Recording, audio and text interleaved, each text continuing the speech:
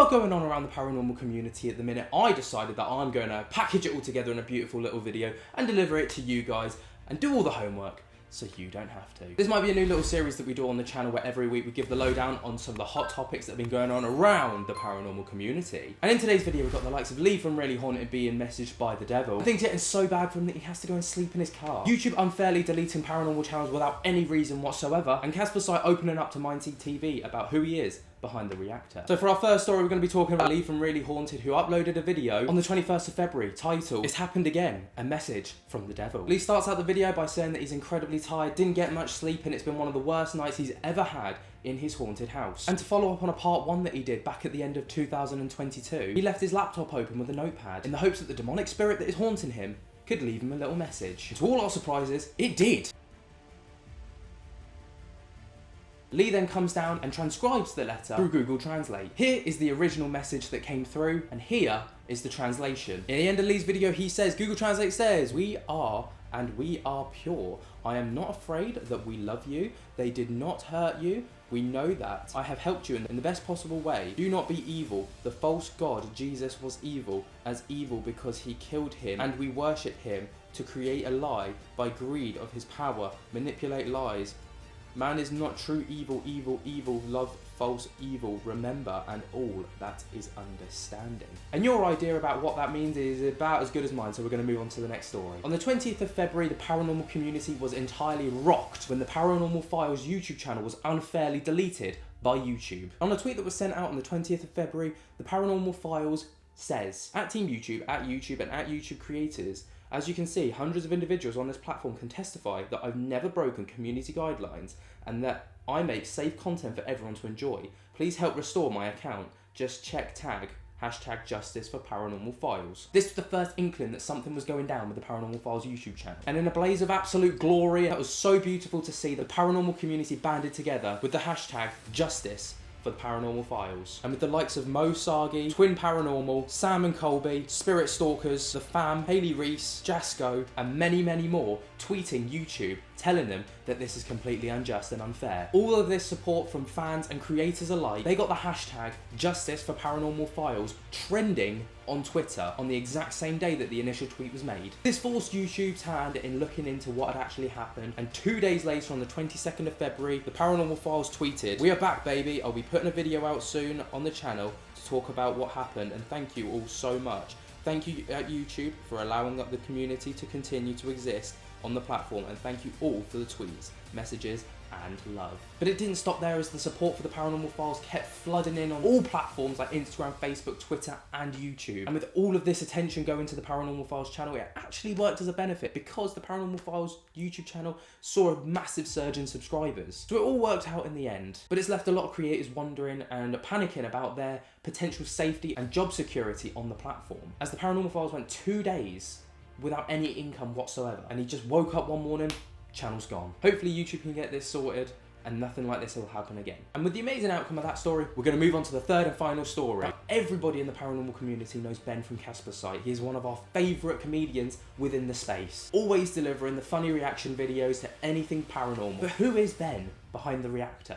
Not many people really know who he is, apart from that one funny guy on YouTube who reacts to paranormal videos. But that was until the 14th of February when Mindseed uploaded a video titled, "Mindseed TV takes on reaction channel Caspersight in an epic podcast." Everyone clicking on the video thinking that there was going to be beef between the two because Mindseed was getting upset with Caspersight for stealing their content. It turned out to be the complete opposite, and it was one of the most uplifting and motivational videos that I've seen in a long, long time. And it was one of the very first times that fans and other creators got to see who Ben from Caspersight truly is, with him talking about his background, his upbringing, his family life, and his YouTube career in times where he almost gave up on it all and was going to pack it in. I think that we could all see the kid in you when we watch the reaction videos. You're very energetic, and you definitely don't look 42. Yeah, I hope I look like you when I'm 42. No, mate, the thing is, like, even in school, all I wanted to do was make people laugh. Or I watched Lee Evans, I watched Jim Carrey, like every day, all day.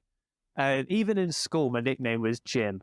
And that just made me happy because I didn't, like, without going too deep, I mean, it's too early on in the podcast to go too deep, but at home, like, I didn't really get along with my stepdad. He was really strict. He was like a sergeant in the police force. He was Scottish, really hard, you know. You're a father as well, right?